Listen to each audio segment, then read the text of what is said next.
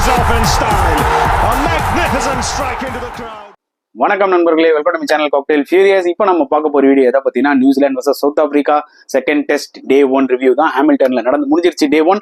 So South Africa toss win பண்ணி 220 for 6 attempts அடிச்சிருக்காங்க. So இது வந்து ஒரு டீசென்டான கம்பேக் தாங்க இந்த inexperience south African line up கிட்ட இருந்து. ஏன்னா போன டெஸ்ட் மேட்ச் கொஞ்சம் ரொம்பவே பூரா பிராக்டிஸ், இந்த சென்ஸ் ரொம்ப பூராவே பேட்டிங் அண்ட் போலிங் பண்ணாங்க. பட் இந்த ஹாமில்டன் பிச்சில் ஓரளவுக்கு டீசென்டா 220 for 6 அடிச்சிருக்காங்க. ஏன்னா ஜென்ரலாவே வந்து பாத்தீங்கன்னா ஹாமில்டன்ல ஆவரேஜ் ஃபர்ஸ்ட் இன்னிங் ஸ்கோரே 340. ஸோ நாளைக்கு வந்து கொஞ்சம் புஷ் பண்ணி ஒரு 275 இல்ல 300 அடிச்சாங்கன்னா கூட எனக்கு தெரிஞ்சு அது ஒரு நல்ல ஸ்கோர் இந்த ஹாமில்டன் விக்கெட்ல. அண்ட் மோர் ஓவர் 2 ஸ்பின்னர்ஸ் வச்சு சவுத் ஆப்பிரிக்கா போயிருக்காங்க இந்த மேட்ச்ல. டான் பீட் அவர் வந்திருக்காரு, அவர் இந்தியாவோட கூட ஒரு டெஸ்ட் மேட்ச் விளையாடி இருக்காரு. ஸோ சவுத் ஆப்பிரிக்கா விளையாடின எக்ஸ்பீரியன்ஸ் இருக்கு. அண்ட் ஷான் வேன் போர்க் அவரோட முதல் test match, debut test match 37 வயசுல அவருக்கு கிடைச்சிருக்குன்னா பாத்துக்கோங்க. ஸோ அவர் ஒரு லெக் ஸ்பின்னர், ஸோ 2 ஸ்பின்னர் வச்சு போயிருக்காங்க. அண்ட் ஓலிவர் இந்த மேட்ச்ல வந்து கொஞ்சம் ரெஸ்ட் கொடுத்துட்டாங்க, அவர் விளையாடல. அண்ட் டி மோர் அவர் வந்து டிராப் ஆயிட்டாரு. அதுக்கு பதில் தான் ஃபார்ச்சூன் ஓப்பனிங் வந்தார், நம்பர் 6ல இருந்து ஓப்பனிங் வந்தார். பட் அன்பார்ச்சுனேட்லி ஃபர்ஸ்ட் பாலே அவுட் ஆயிட்டாரு. தேவையில்லாத ஷாட்டு, ஒயிட் பால். பட் செம கேட்ச் ஆக்சுவலி. கிளென் பிலிப்ஸ் சூப்பரா பிடிச்சாரு ஆக்சுவலி மேட் ஹென்ரி பால்ல.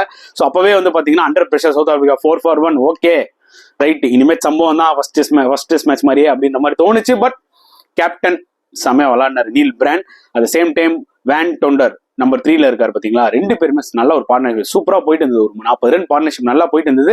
But unfortunately Neil Brand out ஆயிட்டாரு. வில்லியம் ரோர்கி அவர் சூப்பரா போட்டுட்டு இருக்காரு. 2வது டெஸ்ட் மேட்ச், போன டெஸ்ட் மேட்ச்ல 5 விக்கெட் எடுத்திருந்தாரு. ஸோ அவர் வந்து பாத்தீங்கன்னா லைக் சூப்பரா போலிங் போட்டுட்டு இருக்காரு. ஸோ போன டெஸ்ட் மேட்ச் இந்த சென்ஸ் இந்த டீமோட இல்ல, பங்களாதேஷோட விளையாடும் போது.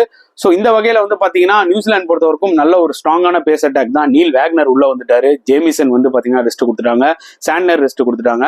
ஸோ இந்த வகையில வந்து பாத்தீங்கன்னா லைக் ஒரு ஸ்ட்ராங்கான டீம் தான் நியூசிலாந்து எனிவேஸ். பிகாஸ் அவங்களோட பேக்கப் பிளேயர்ஸும் நல்ல ஸ்ட்ராங்கான பிளேயர்ஸ் தான். அந்த வகையில மேட் ஹென்ரி ஆஸ் யூசுவல் சூப்பரா போட்டாரு. அண்ட் வேக்னர் ரியலி வந்து பாத்தீங்கன்னா டைட்டா போட்டாரு. அவரோட கேம் பத்தி நமக்கு நல்லாவே தெரியும். ஷார்ட் பால் ஸ்பெஷலிஸ்ட் அவரு, பிளஸ் லைன் அண்ட் லென்த் வேற லெவல்ல போட்டாரு. But the star of the show was Sachin Ravindra.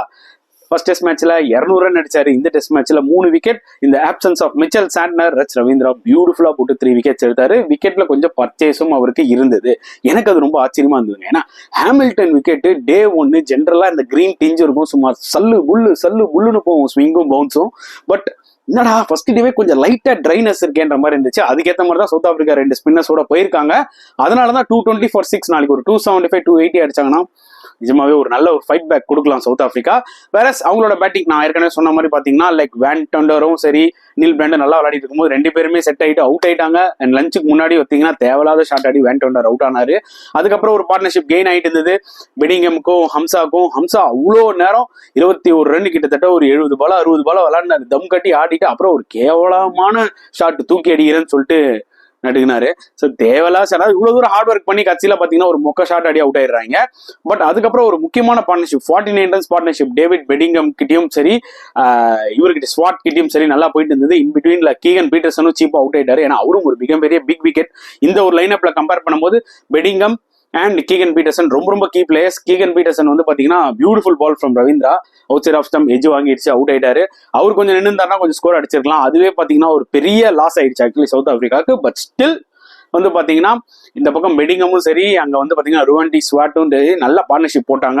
Unfortunately Bedingham 39ல அவுட் ஆயிட்டாருங்க. ஏன்னா இந்த டீமோட பெஸ்ட் பேட்ஸ்மேனே பெடிங்கம் தான். போன மேட்ச்ல சூப்பரா விளாட்ன ஒரு 80 ரன்ஸ் அடிச்சாரு.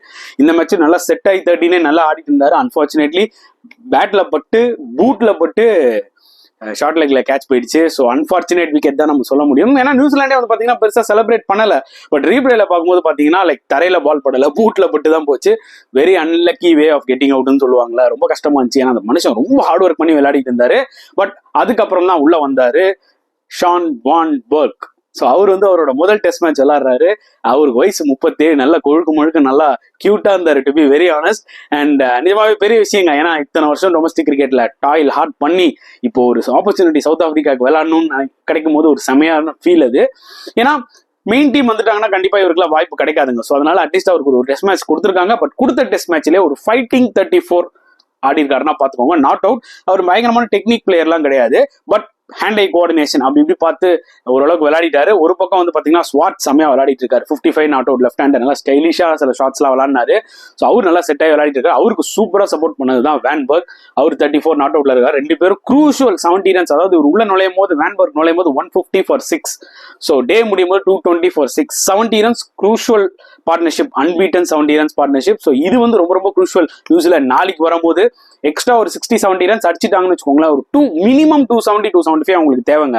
ஏன்னா ஹாமில்டன் விக்கெட் இனி போக போக கொஞ்சம் அப்பப்போ ஸ்பீட் அப்பும் ஆகும். எனக்கு தெரிஞ்சு ஃபர்ஸ்ட் டேவே கொஞ்சம் ஸ்பின் ஆகுது. அவங்க கிட்ட 2 ஸ்பின்னர்ஸும் இருக்காங்க, ஒரு ஆஃப் ஸ்பின்னர், ஒரு லெக் ஸ்பின்னர், அண்ட் நீல் பிராண்டோ ஒரு லெஃப்ட் ஆர்ம் ஸ்பின்னர் போடுவாரு. ஸோ பிச்சுக்கு ஏற்ற மாதிரி அவங்க கிட்ட கொஞ்சம் அட்டாக்கும் இருக்கு. ஸ்கோர் மட்டும் கொஞ்சம் வச்சுக்கிட்டாங்கன்னு வச்சுக்கோங்களேன், நிஜமா அந்த ஒரு ஃபைட் கொடுக்கலாம் நியூசிலாண்டுக்கு. இந்த தடவை ஃபர்ஸ்ட் டெஸ்ட் மேட்ச் மாதிரி இருக்காது. ஸோ பொறுத்து வந்து பார்க்கலாம்.